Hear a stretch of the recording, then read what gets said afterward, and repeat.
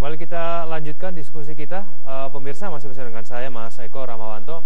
Mas Eko, kita tentu masih saja mengingat mengenai beberapa momen yang lalu begitu ya, ketika proses penangkapan dilakukan terhadap Menteri Sosial pada waktu itu ya, Juliari Batubara, dan kemudian hal itu membuat orang panas begitu ya, mungkin sedikit terbawa emosi karena kenapa seseorang yang memiliki jabatan tinggi di negeri ini, tapi kemudian tega begitu mengambil hak orang lain, apalagi itu digunakan untuk orang-orang yang membutuhkan di masa pandemi COVID-19 seperti ini.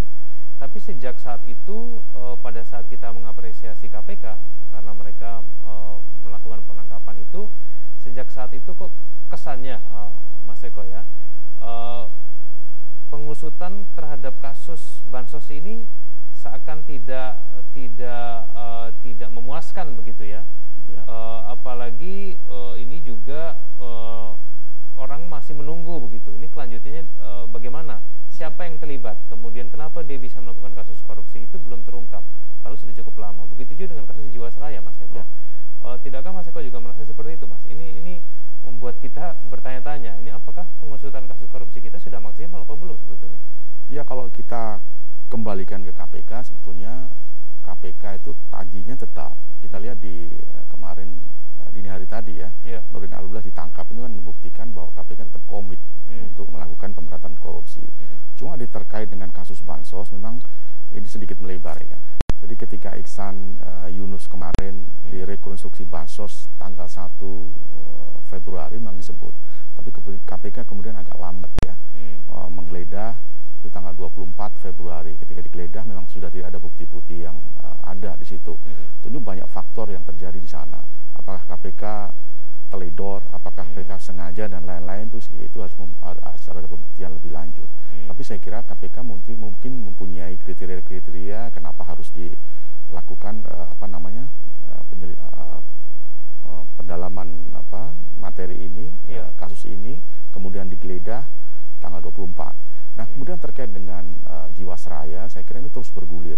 Sudah ada 5 kan, yang sudah menjadi tersangka dan akan banding. Satu diantaranya kan Direktur Keuangan yang kemudian kemarin dari seumur hidup diturunkan menjadi 20 tahun. Jadi saya kira memang publik patut menduga ada apa-apa dengan kasus ini kan, terutama dengan Jiwasraya, karena kerugiannya kan mencapai 16 triliun lebih. Jadi saya kira wajar kemudian jika publik bertanya kenapa seumur hidup menjadi 20 tahun. Jadi ini saya kira untuk mengembalikan kepercayaan lagi, saya kira jaksa ya harus melakukan kasasi di kasus ini. Nah, MA sekarang yang menjadi ujung tombak terakhir, ini juga harus kita kritisi, kita harus waspadai, jangan-jangan nanti dikurangin lagi.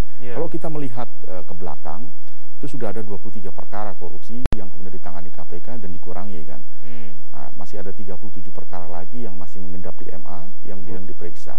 Banyak orang menduga bahwa hilangnya Artijo ya, yang kemudian sekarang ada di KPK menjadi Dewan Pengawas, itu menjadi salah satu kenapa di Kamar Pidana menjadi lembek, menjadi lemah.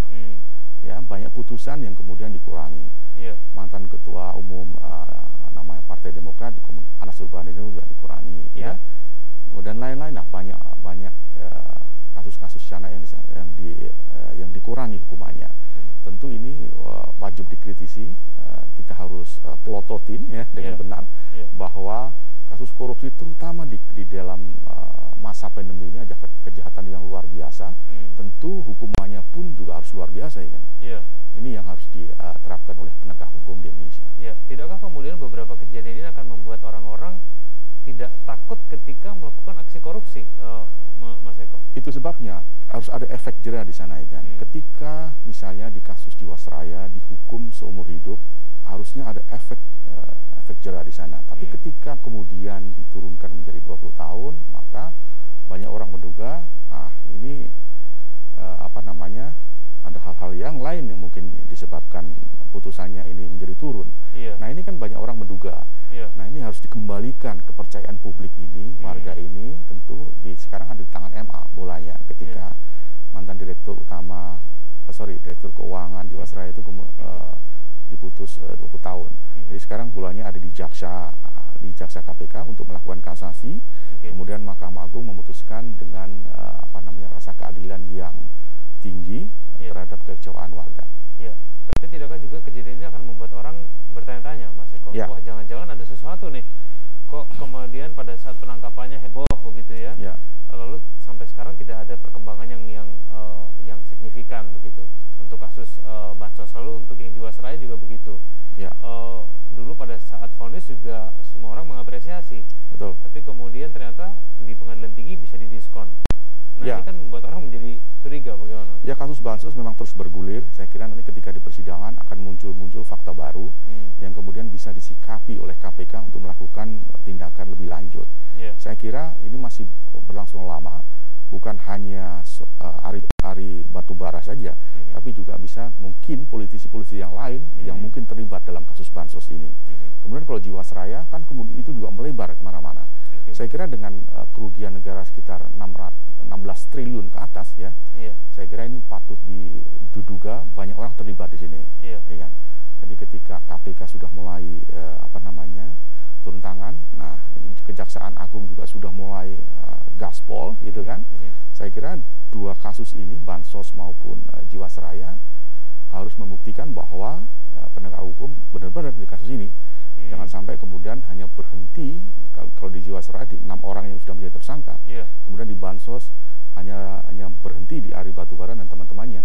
Saya kira ini banyak kasus ini yang bisa dikembangkan lebih jauh. Baik, Mas Eko, kita jeda dulu. Pemirsa jangan kemana-mana, kami akan kembali usai satu ini.